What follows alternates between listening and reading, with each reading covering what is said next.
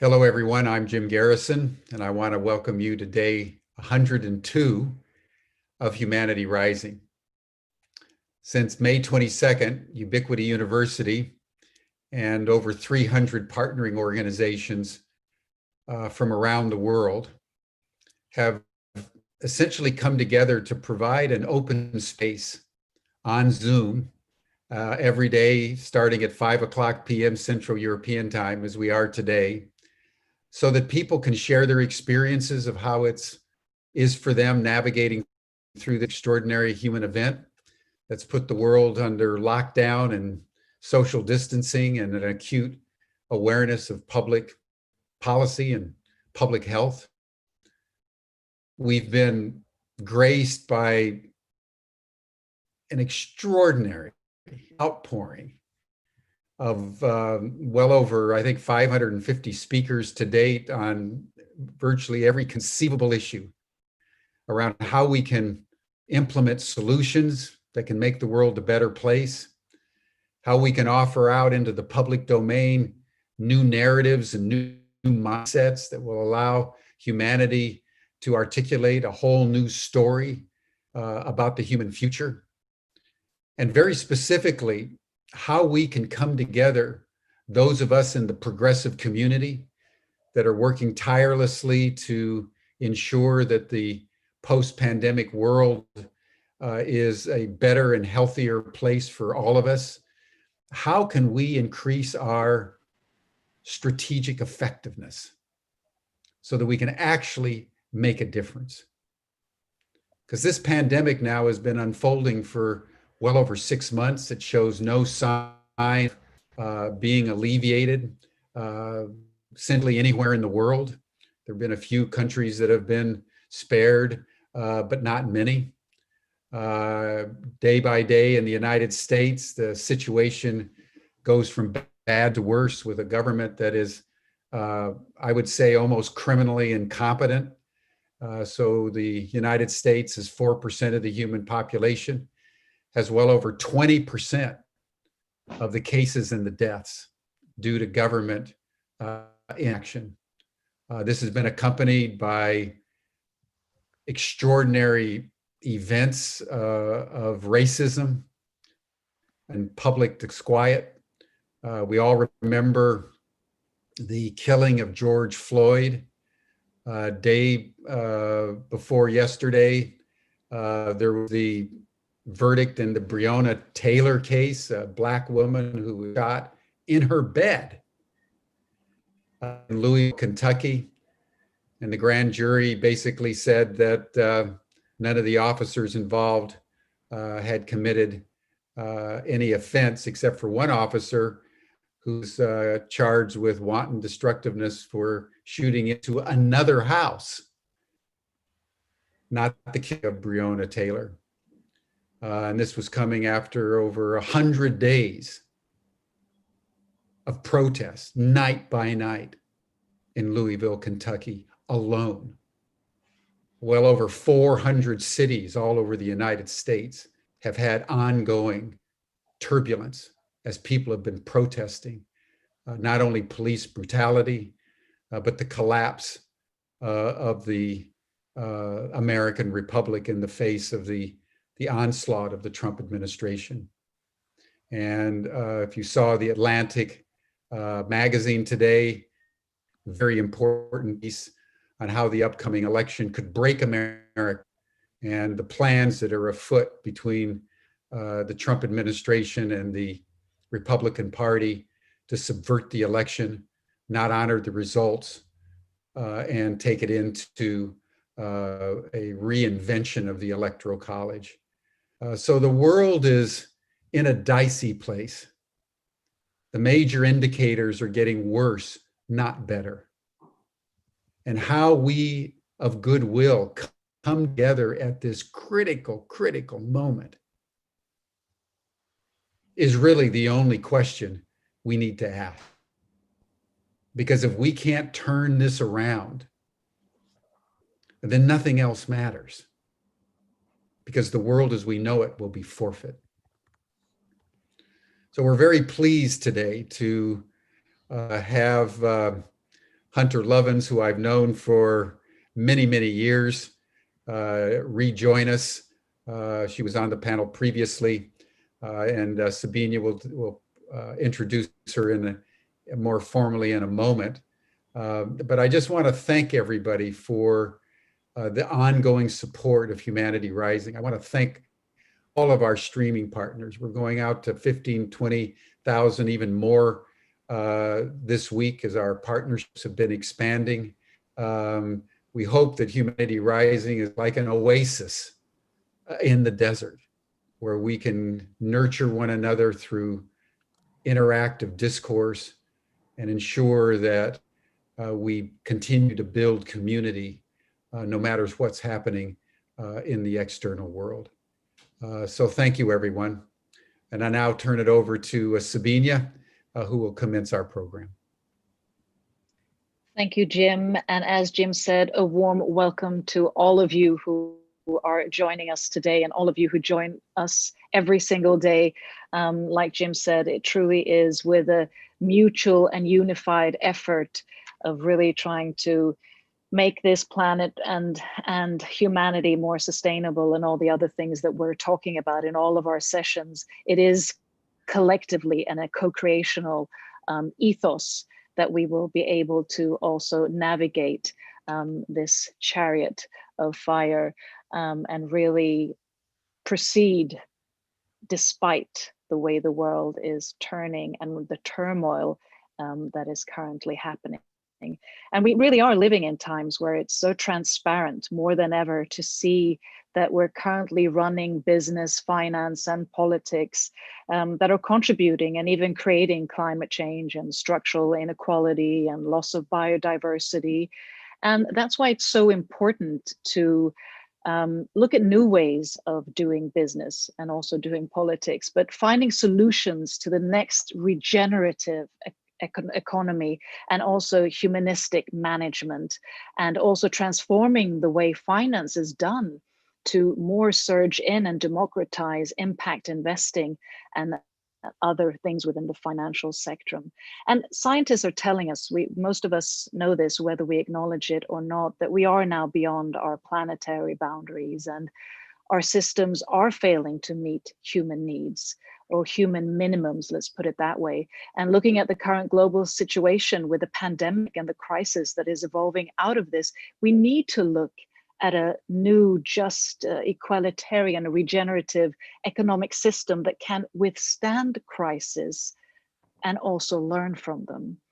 And many of our speakers have previously quoted Buckminster Fullerton, and I'd like to do it too. He also talks about that finance needs to become a tool to serve an economy that really should be based more on a circular economy. And we've also touched on many different aspects of that have sort of culminated in the donut economy that really looks as much, if not more, at the human well-being at the center, the planetary well-being at the center, and the ecological well-being at the center, and not just the gross domestic product that is sort of the narrative we have been living by all of these decenniums. And today we're going to meet some of the pioneers who really are reinventing and rejuvenating business education in today's 102nd Humanity Rising session with the theme, The Future of Business, Humanistic Management and Regenerative Economics. And as Jim mentioned, this session is going to be moderated by Hunter Lovins. And many of you know her, but I do want to give her an introduction because she is truly both passionate and a resilient driver of impact and regenerative economics. And among many things on her palette, she is the president and founder of Natural Capitalism Solutions and also co-creator of the National Capitalism concept per se. She's also an author, and one of her latest books is A Finer Future, Creating an Economy in Service to Life. And just that sentence, creating an economy in service to life. It really does encapsulate where we should be heading, the path we should be walking, which really encapsulates everything that has to do with life. She also works resiliently to facilitate different ways of viewing the economy and how we can utilize our resources more sustainably and understand the systems we're embedded in. And she also works a lot with aggregating companies and individuals who really work for good and sustainable solutions and help them to really accelerate and build an economy that adjusts and aligns to being in service to life. So Hunter and her eminent panel will soon be joining us. I just thought that we would align ourselves and just open this sacred space with a 1-minute heart coherence, aligning our hearts and minds and allowing us to open our hearts, open our minds for different perspectives and different narratives, and to be present here and now and in gratitude. So Richard, if you would like to play the music or the chant in the background, we'll take a few breaths, a 1-minute heart coherence. And if you'd like to place your hand on your heart and just inhale and exhale.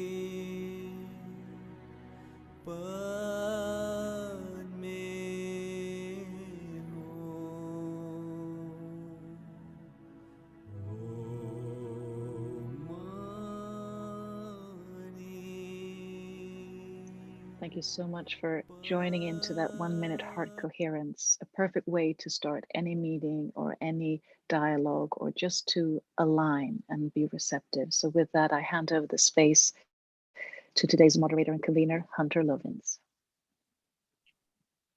Sabinije, thank you so much. It is an honor to be back with Ubiquity University, with Humanity Rising, with my old friend Jim Garrison, and with all of you. Thank you so much for joining us for this conversation. This is a conversation about the future, about how we're going to achieve the future. It's been said that education is lobbying 30 years before. How we teach people is going to determine what kind of a future we're going to have.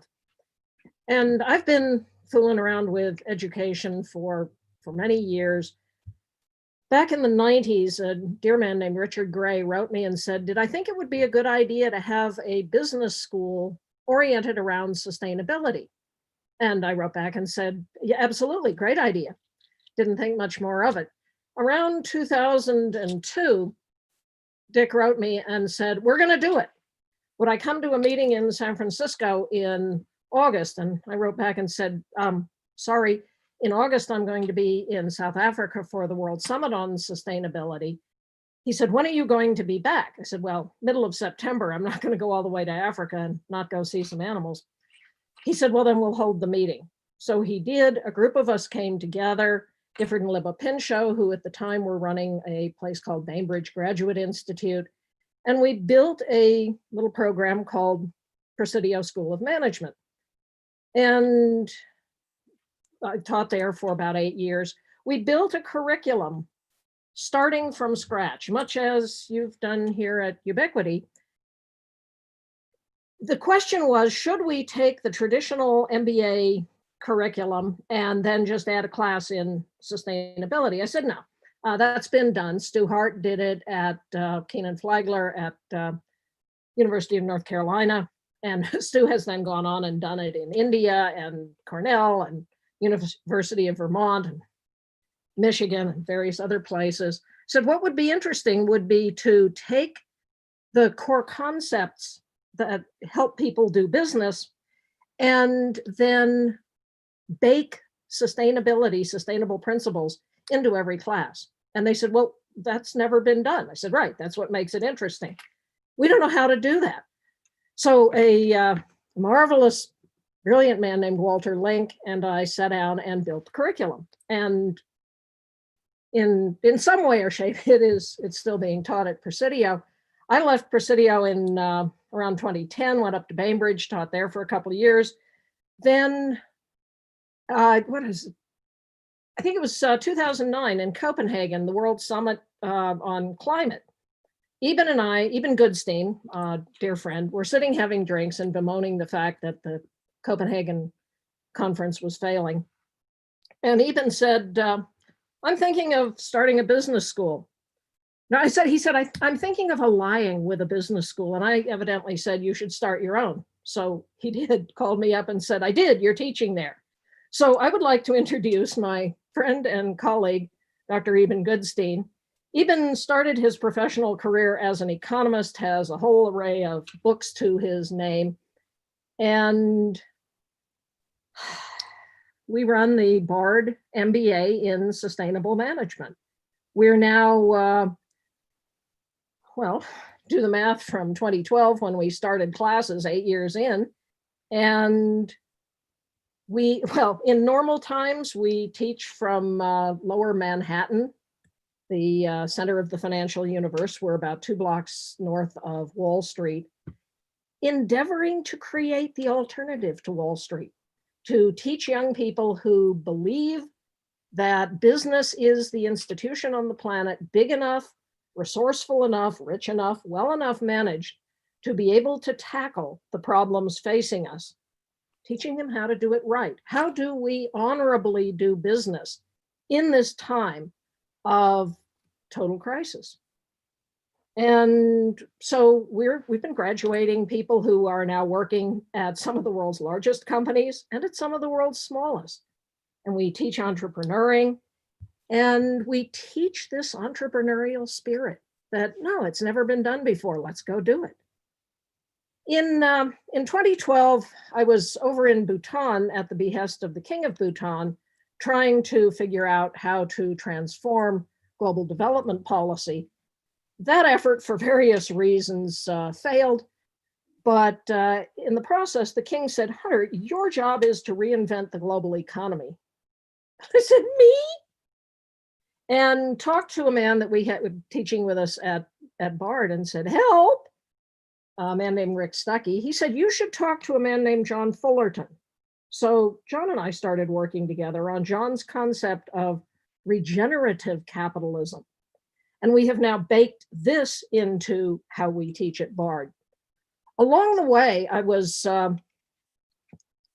giving a lecture up at Fordham University, and the professor came up and said, I'm interested in these ideas. I'd like to work more with you. So Dr. Michael Pirson and I sat down and I said, look, I'm not getting any traction on this. I need your help. Michael said, well, I have a global network of people working on this concept called humanistic management. Like, wow, where did that come from? And Michael ultimately rather humbly said, well, I invented it. So I'm thrilled today to be here with my 2 key co-conspirators in trying to rethink economics, rethink business, rethink education, and then put it into practice. It's great fun to rethink it. It really matters only if you do it. So Michael has, since we talked, created a center at Fordham in humanistic management, had this global network of practitioners doing humanistic management. So perhaps going in chronological order, Eban, do you want to talk about why we did Bard and what we're hoping to achieve? Sure, Hunter, and welcome everybody. It's a real privilege and a pleasure to be here with you today. You know, what we're trying to achieve is, as you've written, I think you have a short phrase that your community encapsulates the idea of sustainability as shared well-being on a healthy planet. And I think that is a terrific North Star for all of us to think about. It can obviously seem overwhelming in these times, but you know, at the end of the day, we need people who can do that, right? Who are trained, and I think of sort of the ways to achieve that future. There's really three ways to do it. The first is about changing minds, and that's education. The second is about changing the rules, and that's kind of the policy world. But the third is really about changing the game, and that ultimately is business, right? I mean, students often ask me, what's business even doing in the solutions bucket? Because businesses pollute and exploit workers, and yes, they do. But at the end of the day, you know, no matter how many minds we change and no matter how many rules we change, business has got to figure out how we're actually going to do this, right? How we're going to keep the lights on, get food on our table, get our health care, get our entertainment, all that stuff in ways that radically reduce emissions, right? We've got to cut pollution, and not just global warming pollution, but impacts on biodiversity and environmental justice and access to water. You know, we got to clean these things up 80, 90% over the next few decades. And at the same time, we've got to build businesses that are socially engaged, right? And that, because these things are inseparable. And our MBAs are as interested in issues of you know, employing formerly incarcerated people, ensuring, you know, housing justice, gender equity, as they are about reducing climate emissions and improving access to water, because all of these things are so clearly tied together. But at the end of the day, how do you actually build financially viable organizations, because they have to be, that are in business to solve social and environmental problems? Have to be successful, have to be financially successful in order to scale. But how do you put mission first and then have that financial success follow? And that's really what's at the core of our business program. And, you know, following Hunter's lead and the work she did at Presidio and the good work that Liva and Gifford did at Bainbridge, we've built a curriculum that's really revolutionary. I mean, there's nobody else in the world who has kind of a collective faculty from every business discipline who get together and figure out, okay, how do we need to train MBAs to actually get this work done? So it's been very exciting. And the best part has been seeing Hunter every month when we get together in New York City for our residencies.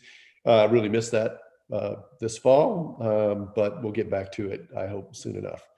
So I hope that's a good enough introduction, and I'll look forward to the conversation. Michael, what are you doing at Fordham? And this is a somewhat interesting conversation because in traditional worlds, we have actually three competing organizations: Ubiquity, BARD, and Fordham. And none of us act like we're competitive. We are collaborators. So Miguel, what are you up to? Well, thank you, Hunter. Thank you, Eban, and thank you everyone for being here. It's an honor, privilege, and I think the times call for collaboration, and that's where I think one of the pieces that Sabinije was talking about in terms of the narratives, I think that we typically work with are unhelpful, and the competitive logic and the competitive narrative really became foundational with the way that we have thought about economics and business, specifically in the 80s, from the 80s on. And competitive strategy, that sort of competitive advantage, that's the holy grail of pretty much individual and personal and organizational and societal ambitions. And that is not working, as we see. It's not working well in terms of the overarching problems that we face as humanity.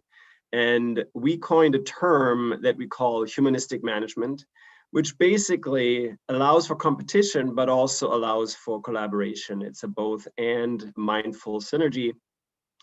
And it aims at getting a better understanding of who we are as human beings. Because the way that we tell stories is very critical. The way that we organize is very critical, and it's informed by those stories.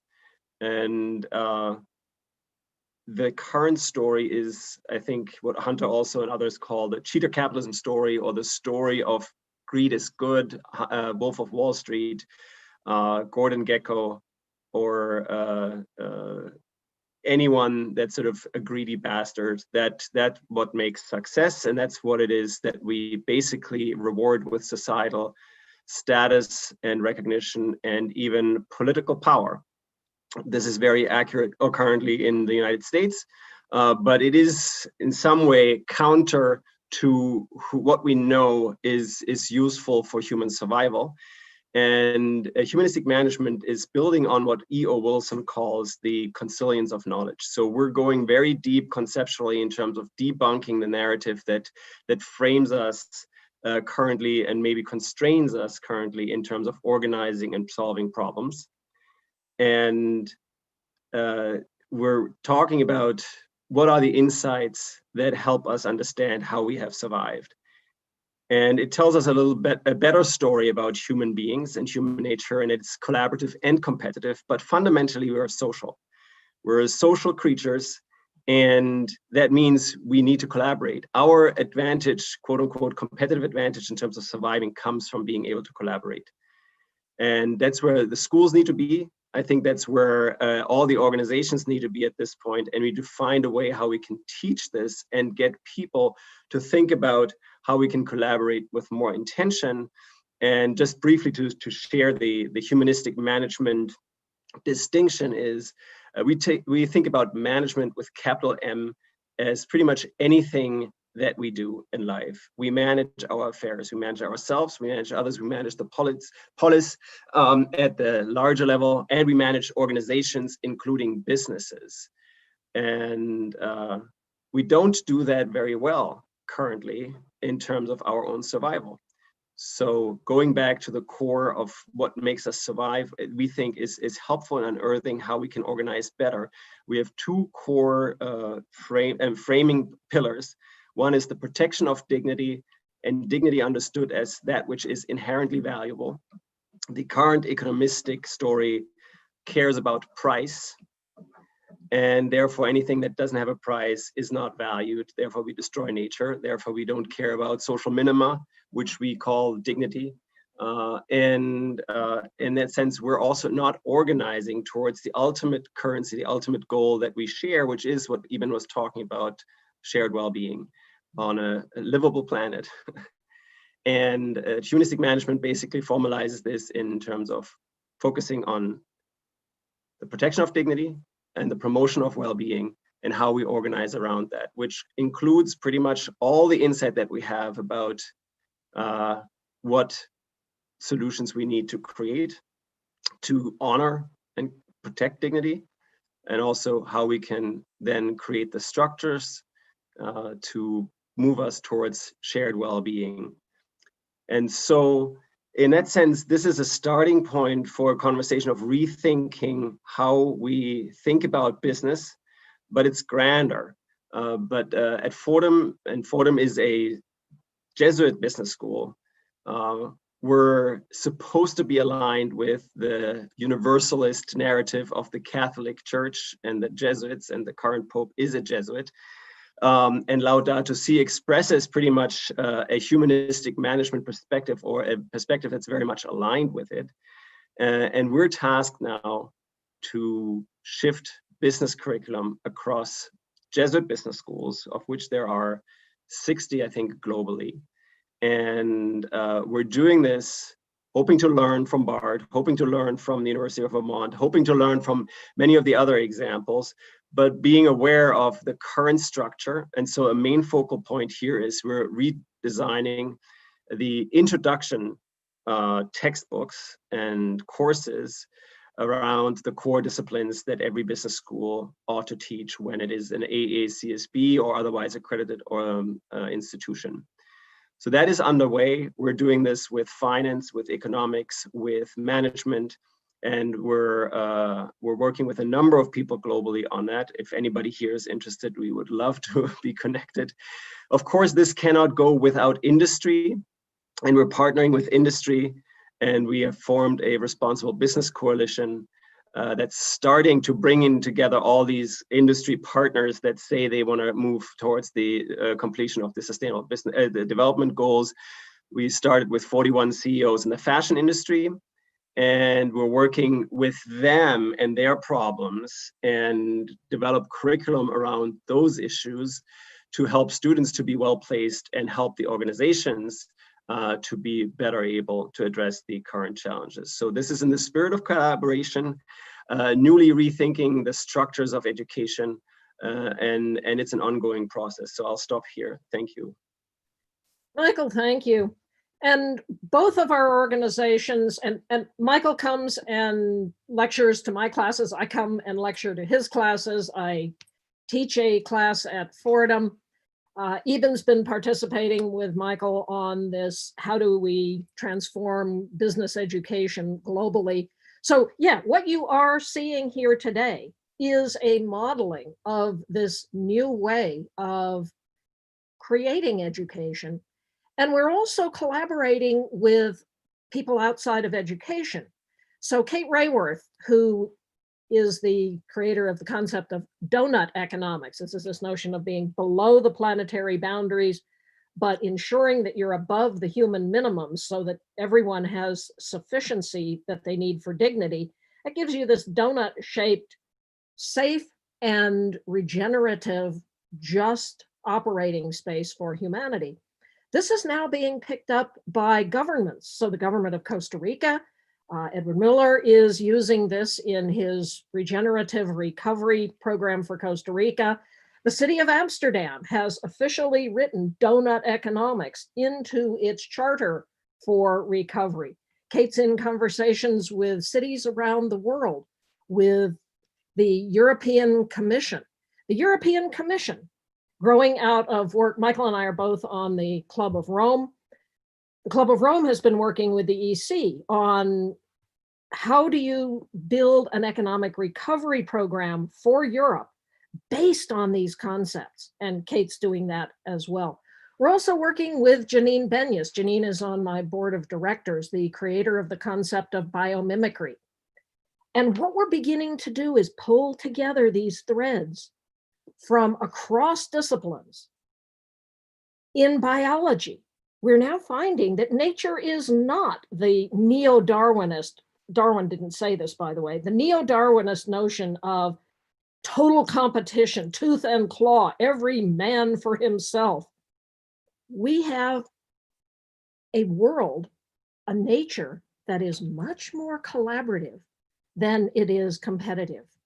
And we're learning things like the wood wide web, the mycorrhizal fungi that underlays the ground, that is alive, that's in communication, enabling trees and other entities that we thought were not sentient to be in communication. There's so much about all of this we don't know. And yet the smartest businesses are now taking these concepts of networked businesses, of collaborative businesses, of pre-competitive collaboration to solve these global problems that if we don't solve, as my old boss David Brower said, you can't do business on a dead planet. And the great business leader Ray Anderson said, what's the business case for ending life on Earth? So Eban, do you want to talk a bit about what you and Alejandro are doing with our global program? Sure, I'm glad to do that. And I think, you know, we've thought very hard about kind of what is a practical degree program for folks that really want to do this. They want to really reinvent business. And essentially we teach three big things. We teach sustainability vision. So this is the, you know, how do you see profitable opportunities where other people see social and environmental costs? And of course, Hunter has been a pioneer in that space, really laying out that vision for us for the last 20 or 30 years. And she teaches our principles of sustainable management, our POSSUM class, to really get the students' juices flowing as you could imagine they would after spending 4 or 5 months with Hunter on a regular basis. But that visioning is really critical. The second piece is leadership. So once you've got that vision, how do you get other people on board with that? And this is foundational. It involves sort of an exploration of who you are as a personal leader, but also the tools of leading change in organizations and the broader questions of management and leadership at the organizational level. And finally, it's just kind of the execution around the nuts and bolts of business. So once you've got the vision and you've got the people, how do you actually do this right in terms of strategy and operations and finance and all of the pieces that have to go into actually building a successful organization? We've been very successful ourselves, and we've grown our program to the point where we're anticipating being at kind of our steady state of about 50 incoming students a year.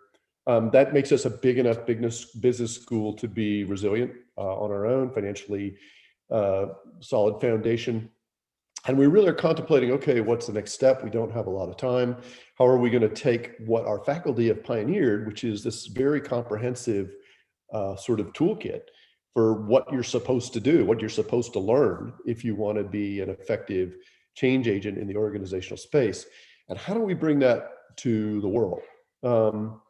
And so we're pioneering a course this year through a global network that BARD is a part of, the Open Society University Network. And our MBA professor, Alejandro Crawford, has built this fabulous combination sort of entrepreneurship textbook / social network. It's called Rebelbase, rebelbase.co. Highly recommend you check it out. And it really is a fabulous online collaborative tool. And he's actually teaching an international global course in social enterprise in this hybrid format that we also depend on, because we're not a big believer in 100% online. We understand the power of online, but that has to really be coupled with kind of BARD style liberal arts face-to-face engagement with instructors. So in this course, we've got participants from Al-Quds University on the West Bank in Palestine, the American University of Central Asia in Kyrgyzstan, BRAC University in Bangladesh, Techno Campus in Madrid. And students in all of these universities are taking this course together. They've got co-instructors on the ground. Alejandro's teaching them online in a MOOC-like format once a week. The course is going to culminate in a Shark Tank for Sustainability. So a global pitch competition with teams all over the world, offering up, entrepreneurial solutions to environmental and social problems. And we're really excited about the potential to scale this model. Essentially what we want to do is offer courses in really the 3 dimensions of change that our students specialize in. So that's social entrepreneurship, it's also intrapreneurship, or leading change within organizations. And then finally consulting, which is leading change, from outside of organizations. And really offer a global undergraduate certificate in those 3 disciplines that schools that would love to offer, a certificate in sustainable enterprise, but just don't have the faculty, could do that. It would be a low-cost plug-in, right? So we would essentially package those 4 courses. Universities in, again, Palestine, Earth University in Costa Rica, Los Andes in Colombia, would be able to, their students could take those courses at low cost, because we would be able to, all they really need to do is offer up an adjunct instructor to sort of join the process. So we're very excited about the ability to take this globally in a hurry, bypass the traditional structure of business education. We just aren't really interested in engaging with conventional business education. We want to bypass it. We want to offer this to artists and scientists and engineers and musicians and biologists at the undergraduate level, and begin to sort of give them the tools to change the game at scale. So that's where we are headed, on the backs of kind of our program, our hybrid program in New York City. So I hope that was a succinct enough description, Hunter, to generate some conversation. Sure. And Michael, you want to talk a bit about the work that you're doing with the Vatican and all of the Jesuit universities? Right. So yeah, thank you, Hunter. And we are focused more on the traditional business school setup, because that needs to change too. And I think there are, I don't know, it's still the most popular degree globally, business education. And we basically keep feeding, quote unquote, organizations with a certain narrative and a certain tool set and mindset that does not help overall with addressing those issues. And so we do think we need to change that. And we're very grateful for Eban and Hunter and others to sort of set the bar high outside and around it. The Vatican, currently with the Dicastery for Integral Human Development under Cardinal Peter Turkson, and with the mandate by Pope Francis, are saying we need to shift education overall, but specifically business and economics education. And so we have been partnering with the Vatican through the Association of Jesuit Universities, led by Father Garrison, who is in Rome, leading the Secretariat of for Higher Education for the Jesuit Order, but he's also at Fordham, and so we are working together with the Jesuit University Network, which is 200 universities globally.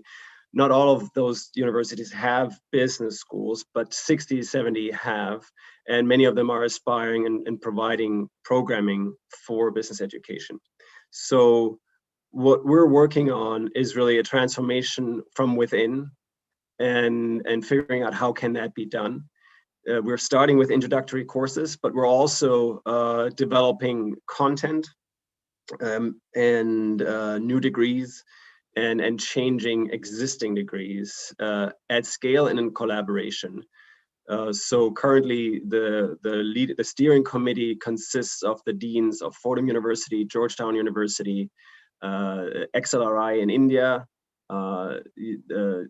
ITESO in Mexico, schools in Africa, schools in the Philippines like Ateneo.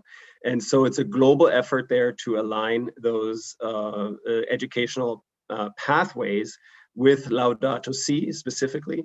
But we're also working with the United Nations through Jeffrey Sachs and the UN SDSN, who also have the connection with the Vatican. So there's this overlap, of which we hope then to make it accessible and available to the signatories of PRIME, the UN Principles for Responsible Management Education, and beyond, because there are many university networks tapped into the UN framework as well. So this is the plan, the pathway, the kind of work that we're doing. Some of the things that we're able and working on, which I just wanted to throw out there.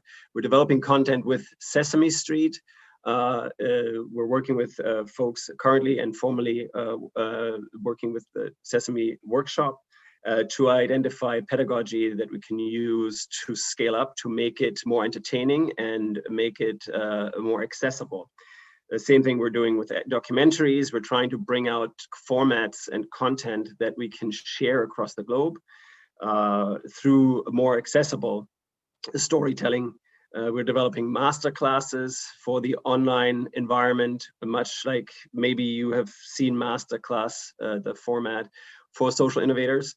And so we're working with a number of high-level Ashoka fellows and others to develop that. And then textbooks, as I said before, and asynchronous content that can be rolled out across the various networks. So I just wanted to share that. The ultimate goal is to enlighten, enliven, and empower anybody who is of goodwill. I think I heard that notion here from Jim before. So hopefully there will be other collaborative venues going forward. And just to give you a flavor of some of the exciting work that Michael's been doing, he collaborated with Dr. Paul Lawrence at Harvard. You know, the conventional belief in business school coming out of the framing of neoliberalism, which was done by 36 men in 1947. And in fairness, they were men of goodwill. Ludwig von Mises was appalled at what National Socialism had done to trash Europe. Friedrich Hayek was scared to death of the rise in the East of Soviet collectivism. They cared about individual liberty. Milton Friedman believed that the individual was the only legitimate economic actor. And they put forth this narrative of neoliberalism, but they got some of the science wrong. They believed the neo-Darwinists that we're all greedy bastards, but they said that's okay because in a free market, which is perfect, they said, you against me will somehow aggregate to the greater good for all. No, it doesn't, it hasn't. And so Paul and Michael got together and said, who are we as human beings? Are we greedy bastards?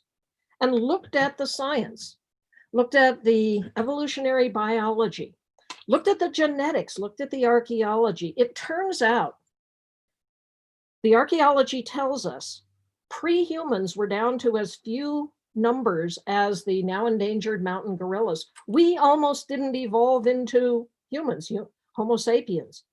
Homo erectus, that went extinct. The tribe that survived cared. They weren't greedy bastards. They weren't in it for number one. They took care of the elderly.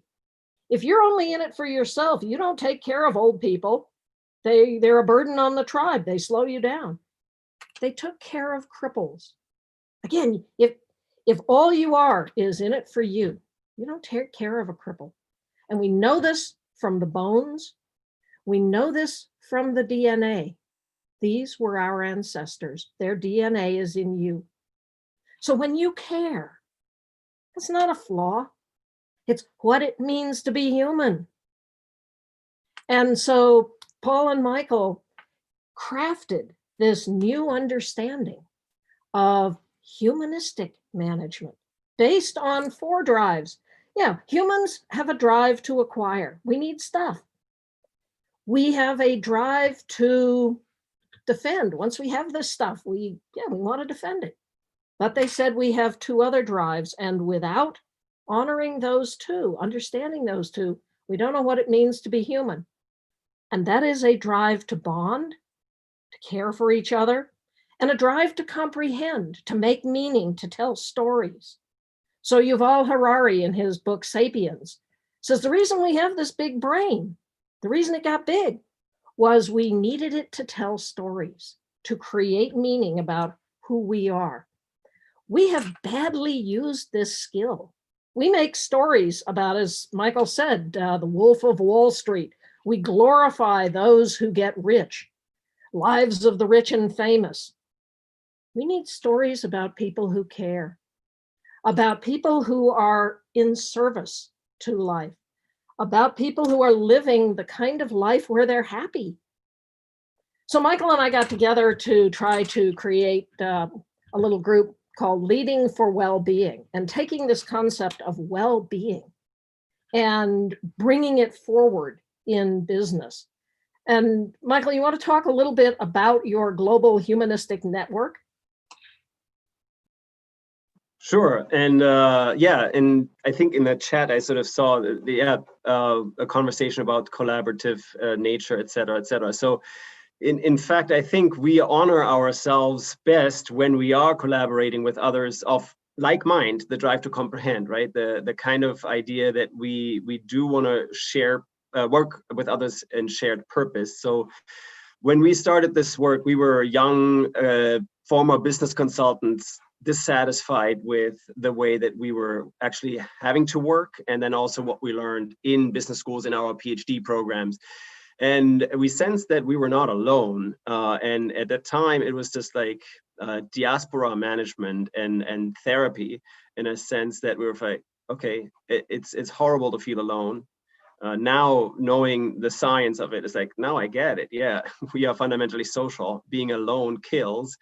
So creating community was the intent and the intuitive sort of way that we said, well, there are many people out there. They're lonely in their institutions, maybe in their businesses. They're lonely in universities, but in fact, they're quite a large group. So we started out forming this humanistic management network out of which then we formed a certain number of other organizations to figure out how can we collaborate more effectively and better. And this is a journey that's ongoing. We now have a number of other spin-off organizations, a Humanistic Management Association, various centers at universities globally that work together.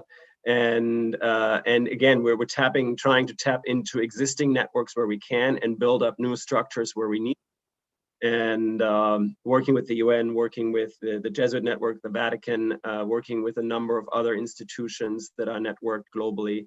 That was part of what Hunter and I were also able to co-create with the Leading for Wellbeing initiative that's now called the Wellbeing Economy Alliance, and bringing people and other networks together so that we can form a more cohesive, quote unquote, an army or a collaborative unit, so to speak, to help with that necessary transition. Thank you, Michael. We all have lots of challenges facing us. I would argue the biggest challenge facing humanity right now is climate, the climate crisis, the loss of climate stability. And Eban, can you talk a bit about the work you've been doing with colleges, universities on getting young people active in doing something about the climate crisis? Well, the good news is I haven't had to do anything. They're getting active on their own. I think one of the really exciting dimensions of the last 5 or 6 years really has been just the rise of a very self-directed global youth movement. I've been sort of trying to, do what I can to get people engaged in that for 20 years or so. But it's a pretty powerful environment. As educators, we've tried to provide sort of a forum and a framework to channel that energy. Last year, my Center for Environmental Policy at Bard launched an initiative called Solve Climate by 2030. And this is obviously motivated by the deadline that was set by the UN's IPCC scientists 2 years ago now, telling us that we had until 2030 if we were going to transform the global energy system fast enough to hold warming to the low end of 1.5 degrees C. But I think it's a great deadline anyway, because we got to get as far along this decade as we can, whether we hit that target or not. So we basically decided we couldn't let that study go by, and that as educators, we had an obligation to talk with young people about this. And so we've starting last year, kind of designated the first Wednesday in April as a day for educators to focus on this. Last April 7th, we had 43 states and half a dozen international sites. We had simultaneous webinar-based conversation going on about what were 3 big ambitious things that needed to happen in Idaho and Tennessee and New Jersey and Minnesota and Vienna and Berlin, if we were really going to get serious about this 10-year goal. And we're doing it again this year.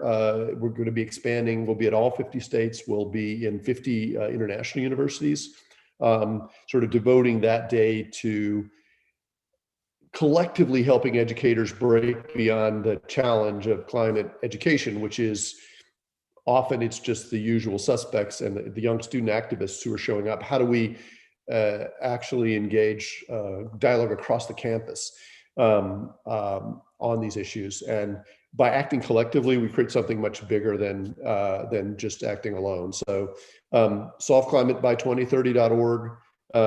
Another feature of it is that we're using the webinars as kind of evergreen teaching opportunities in a time of online education. So we've got these 50 webinars on a YouTube channel. We've actually created templates for educators who are artists and, again, engineers and biologists and economists and political scientists to use those very specific regional webinars about their local solutions to then launch into conversations that make sense from their disciplinary perspectives. So yeah, this is kind of the change minds side of this stuff. And obviously that's an important piece of what we have to do. And we're keeping at it. And really trying to provide sort of a forum for all this youth energy, right? To say, okay, why don't we demand that our teachers make climate a class? That's one of our hashtags. And we have an Instagram video on that, right? I mean, one of the things you can do as a young person is to say, okay, you know, I want my economics teacher talking about climate change. I want my sociology teacher talking about climate change. I want my physics teacher talking about climate change. I want my religion teacher talking about climate change. And here's an easy way for you to do that. Thank you so much for saying that and for all that you are doing. It has been one of the enduring honors of my life to be able to work in collaboration with Eban and indeed with Michael. I hope what we have said today is of use to all of you. This is these concepts are, I think, the cutting edge of business. They are the cutting edge of business education, and they need help. All of what all of you are doing in whatever profession you're in, all that you can do to take these ideas and begin to spread them will be so incredibly important. We have now an obligation, I think. Humanity has, and humanity as humanity, not just Europe or the US or the state of Colorado or China or any little city, all of us are now in a crisis, and it is killing millions of us and will continue to kill millions of us. And yet it is only the first of many crises coming at us. And in that sense, it's an easy one. We were going to create a vaccine. We know how to change behavior, and it is astonishing, yeah, how fast humanity has changed behavior. Not all of us, not well enough, but almost overnight we stopped flying. Greta Thunberg, the young 16-year-old woman who had called for an end to flying because it is such a contributor to climate change, burning fossil fuels to run airplanes around. We stopped flying. We more or less stopped driving. We changed how we interact socially. We're all now on Zoom. We're learning new ways of working together. And we need all of these lessons because the threat of climate change is a much worse crisis than COVID. And beyond that is the threat of the loss of biodiversity. And ultimately, we lose biodiversity, we lose humanity. Einstein said, if we lose the bees, we're next. And that's true, the insects, the insignificant little creatures, the incredible diversity of life that we are only now beginning to understand, we're losing it at a rate faster than when the dinosaurs went extinct. The crisis of inequality, of structural racism, of privilege that we have allowed to proliferate around the world. These are crises that are much more serious than a little pandemic. And of course, there are lots more pandemics waiting to happen as people, because it's their only way of creating a living, go into the forests, gather wild animals to sell at the markets or to eat themselves, come into contact with these zoonotic viruses that will then jump to us. So if we care about this human experiment continuing, as Janine Benyus says, in nature, failures are fossils. There's nothing that says humanity has to rise, has to continue. We can end this human experiment if we are careless enough. But if we want it to continue, it is now an obligation on all of us to fundamentally rethink how we do business, how we run all of our affairs, how we organize our economy. This is why 4 of us came together and wrote this book, A Finer Future, arguing that we can create this finer future. We know how to do it, and laying out the elements of a playbook of what it would take to create a finer future. We have this opportunity now in every community, every city, every state, every province, every country to build a regenerative recovery. This concept of regenerativeness has just come welling up, and it's entered business. Monday of this week came the announcement that Cargill, the large agricultural company, was committing to helping farmers on 10 million acres implement regenerative agriculture. And then the next day came the announcement from Walmart, the evil empire, that Walmart was committing to become a regenerative company. And the next day came the announcement from McDonald's that McDonald's was in on this consortium. I'm waiting to see who the announcement is from today. This was all done as part of an orchestrated campaign as part of Climate Week in New York City, bringing these big corporates to make these pledges. We all now have the opportunity to hold them to it and to demand of them, okay, you say you're going to be a regenerative company. What do you think that means? That, of course, as Shannon says, what is their definition of regenerative? What is our definition of regenerative? I would challenge any of you to crisply, succinctly put down what does it mean to be regenerative. And a little bit of help, my friend John Fullerton wrote a brilliant paper called Regenerative Capitalism, where he took a crack at saying, what is a regenerative economy? Highly recommend that paper to you. He lays out 8 principles, and I'm not going to walk through them all, but again, I highly suggest you get John's paper, Regenerative Capitalism, and I'll put the URL for it in the chat box, and read it, and then engage with these concepts. John and I argue.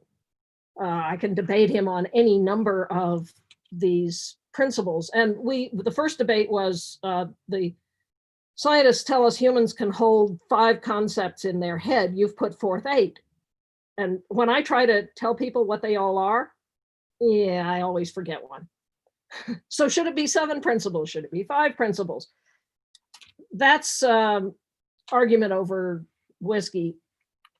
His is still, to my way of thinking, the best framing of what would a regenerative economy look like. What are the principles of how you get there?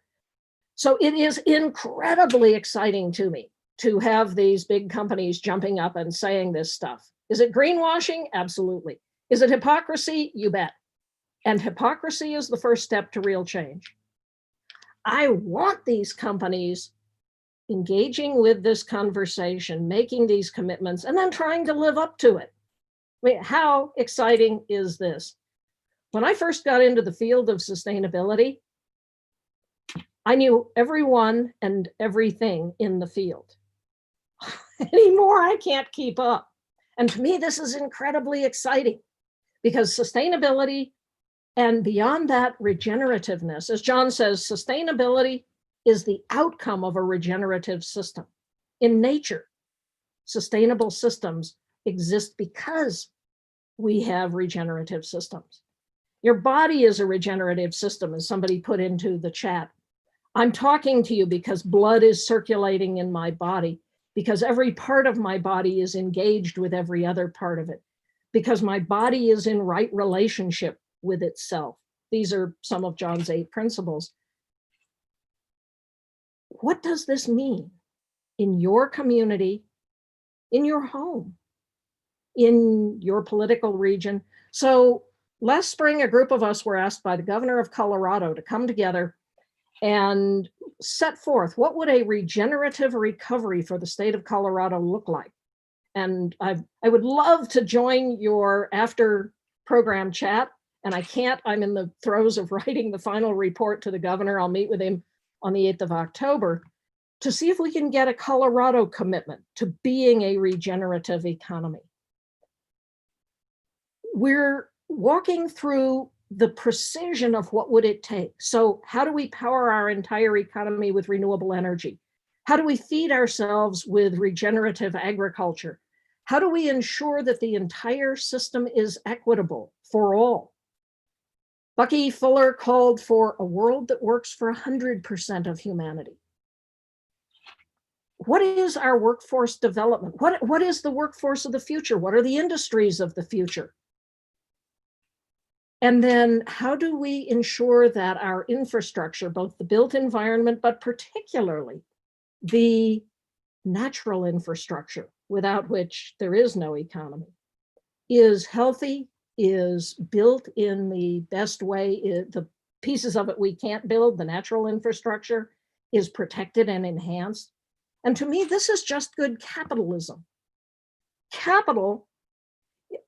Forms of capital are those assets with which you can build greater wealth and well-being. So money and stuff, but also natural capital and human capital. How do we ensure intact human communities? How do we ensure intact ecosystems? So these, I think, are the questions that are now before all of humanity.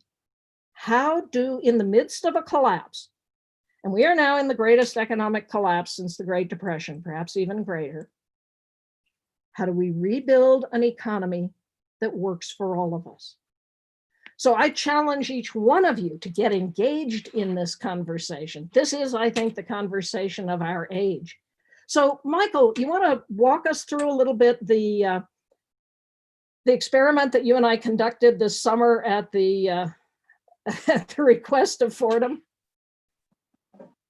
You mean the introduction to the MBA class? Yeah, so it was an experiment. We have a cohort of about 80 MBA students that came in. Before they came in, they had a 3-week-long project along with other things to do, but it was about the future of business. It's all about regenerative principles, and the hook is in some way Larry Fink's letter to CEOs that they now need to become a little bit more sustainable, regenerative, otherwise they're too risky as an investment. And so what we were able to do is we were basically creating cohorts of 4 to 5 people globally that then would engage with one company in 4 different industries. And I mentioned to you before this responsible business coalition that we have.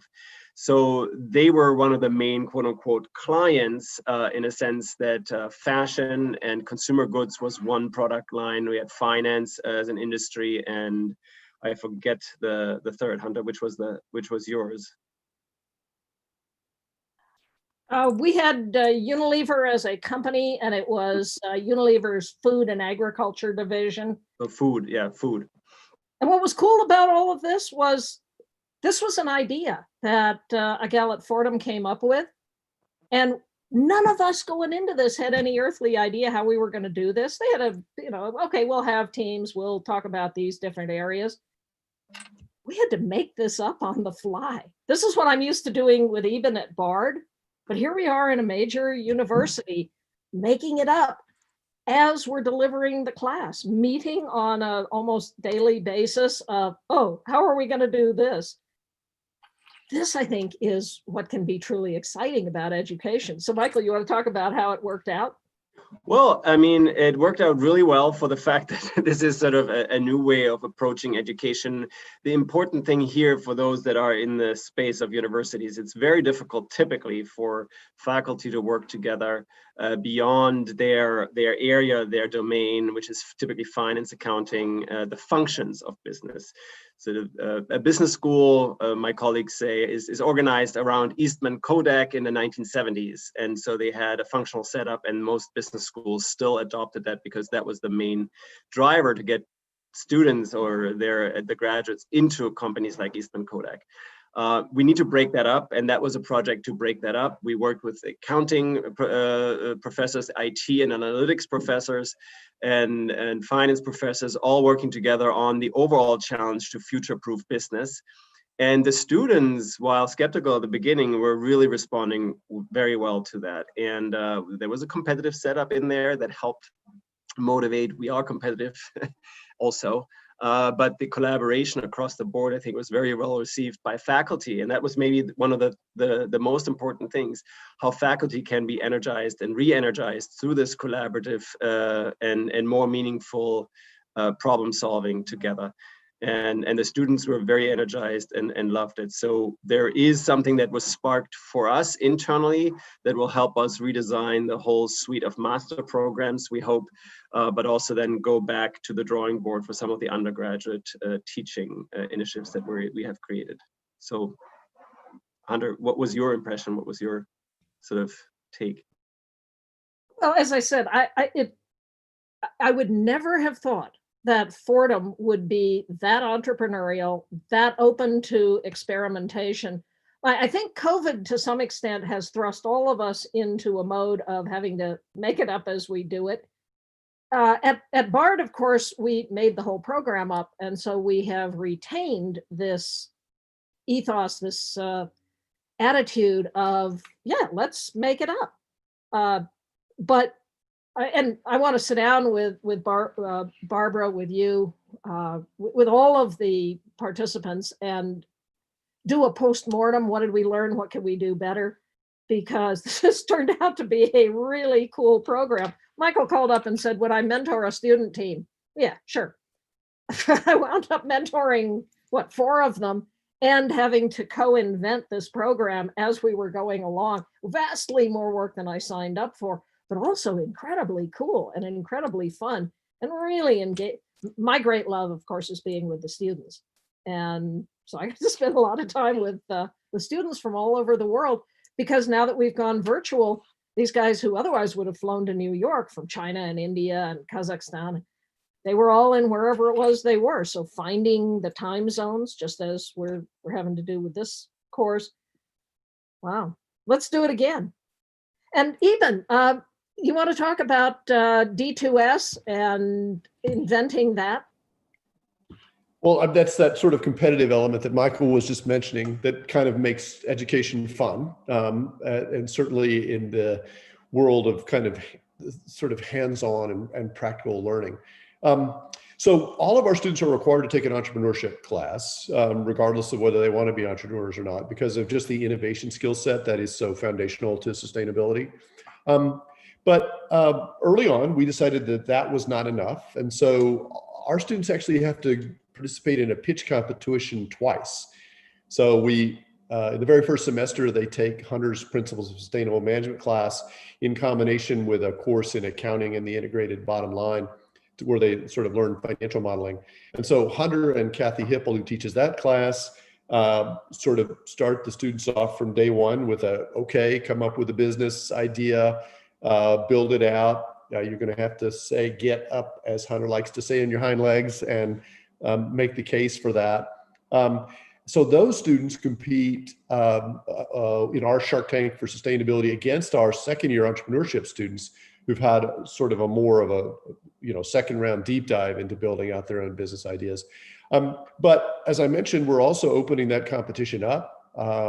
And last year we had teams from Costa Rica, we had teams from Mexico, we had teams from Central Asia, and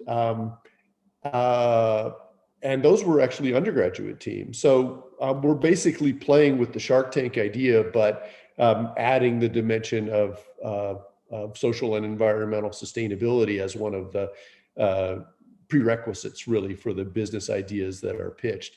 And again, I would just put in a plug for this technology that is allowing us to do these kind of global work, Rebel Base. It's really a fabulous product that emerged out of Alejandro's teaching in the entrepreneurship program. And I think is really going to revolutionize and democratize access to bringing ideas from the idea phase to make them real, because it's a tool that is cheap and accessible and fabulous, that is going to support young people and older people to really to bring these ideas into reality. Rebel Base was Ollie's wild ass idea. We were trying to come up with a quick way that our students in all these different classes could put their stuff on the same base. Ollie has some people who do coding, and he said, well, I'll build a little program for it. And so the first year it was clunky, and it still worked better than anything I'd seen. Previous to that, I used Osterwalder's business model Canvas. And even in the first year of Rebel Base, it beat that all hollow. So I've just quit using the Canvas and tell everybody, and entrepreneurs that I work with in my consulting practice, just go to Rebel Base. Put immediately, as soon as you conceive an idea, put it into Rebel Base. It will walk you through all of the questions you need to be asking. So in the second year, Ali said, well, why don't I do this as a real program? And so he did. I helped him with the impact part of it. Kathy Hippel helped him with the finance part of it. Ali brought in other people. So this product is still under invention. Every semester that we do this, we sit down, Kathy, Ali, anybody else, the students, how's it working? What do we have to change? But it is now pretty doggone awesome.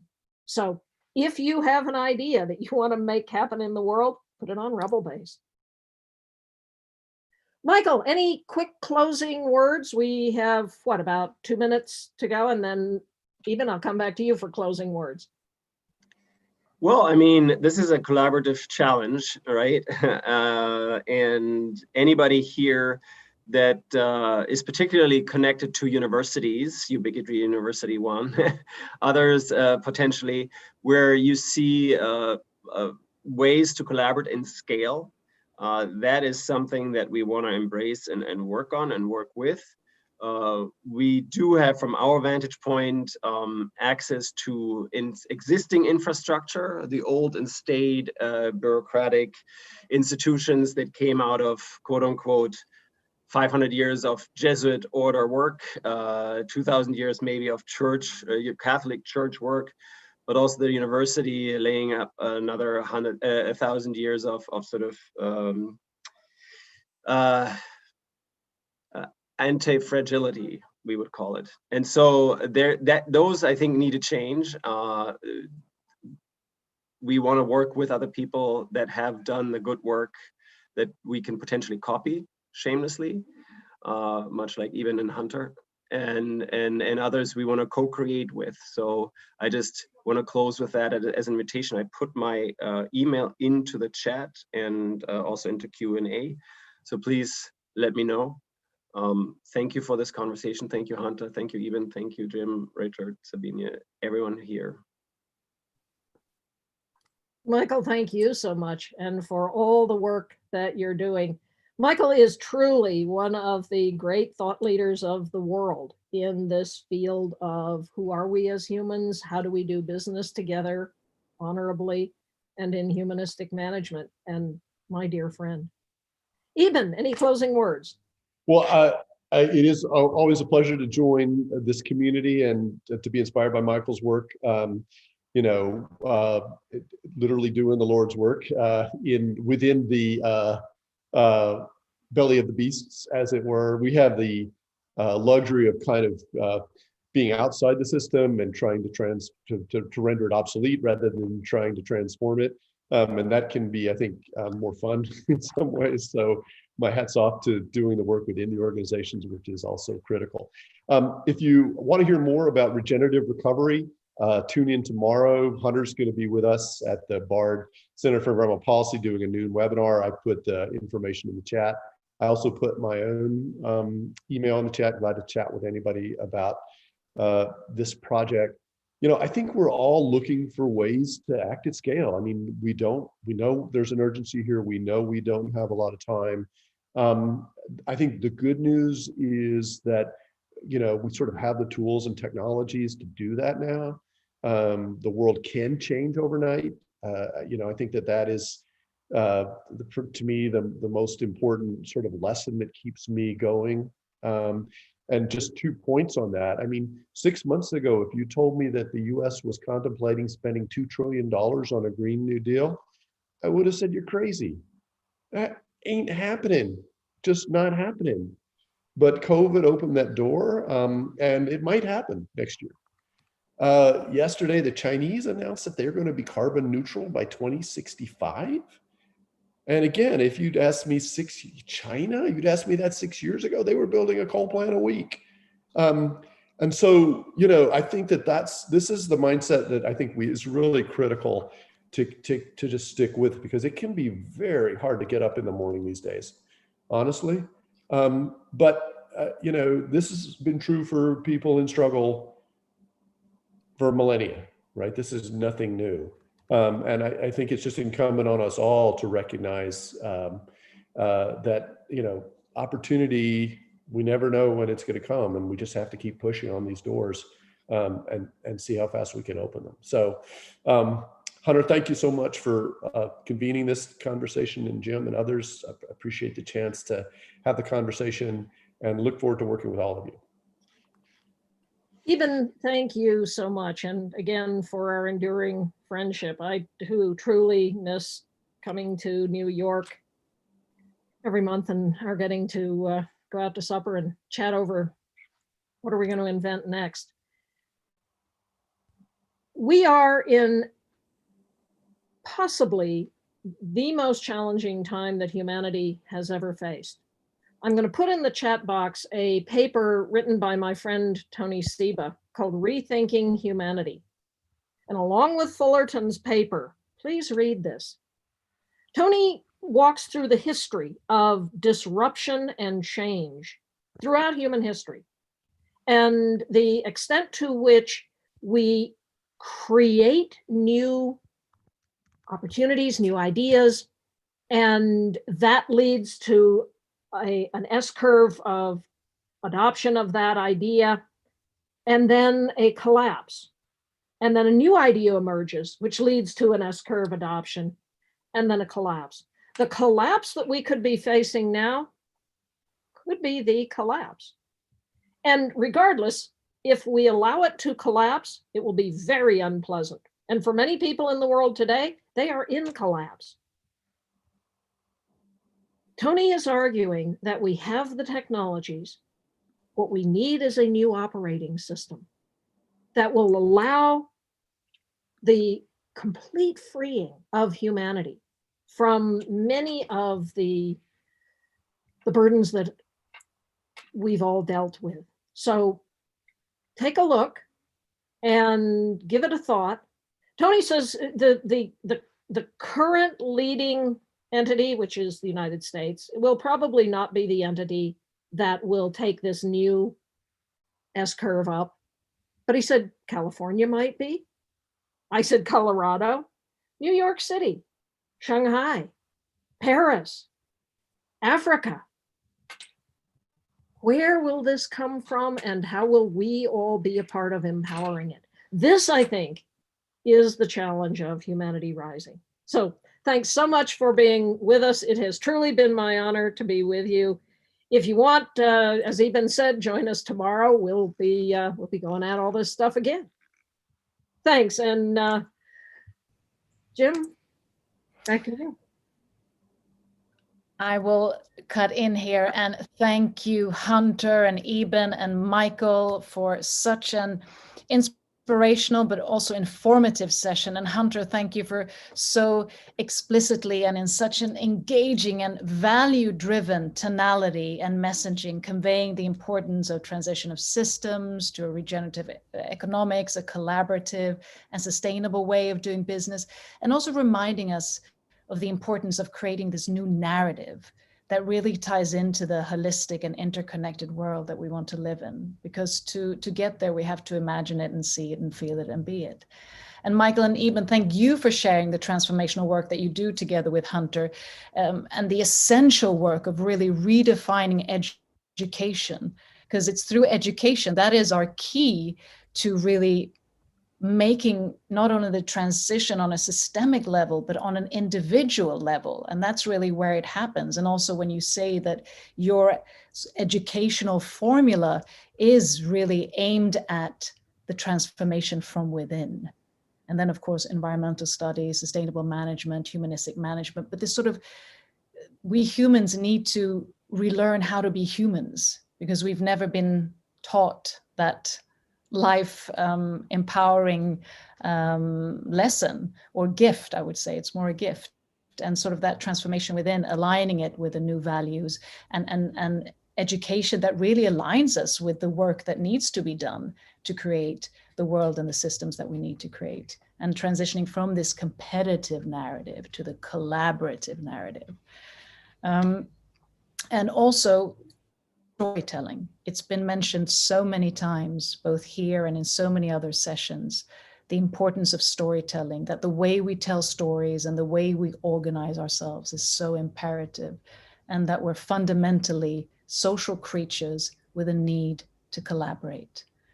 So, let's just go back to our truest and most innate essence, and that is our yearning to connect and belong, and then take it from there. So once again, thank you so much. And Jim, I hand over the word to you. Boy, Hunter, this was a tour de force. Eban, Michael, this is one of the best sessions so far. It was crisp, it was deep, it was clear, clearly focused on what humanity now needs to do. You didn't pull any punches, you just told it like it was. And my favorite line from you today, Hunter, was that hypocrisy is the first step toward change.